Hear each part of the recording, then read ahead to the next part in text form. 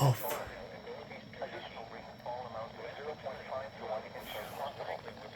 Flash flooding is ongoing or expected to begin soon.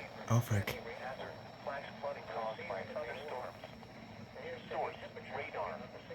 Impact. Flash flooding of small creeks and streams, urban areas, highways, streets, underpasses, as well as other poor drainage and low-lying areas.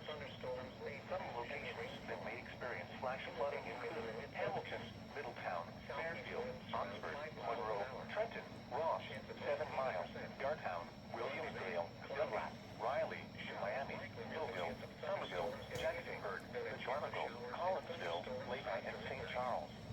Move to higher ground now. Act quickly to protect your life. Be especially cautious at night when it is harder to recognize the dangers of flooding. To report flash flooding, go to our website at website.gov/ILS. Don't report via social media when you can do so safely. Thunderstorms in the afternoon. Humid with highs in the upper 70s. Light and variable winds.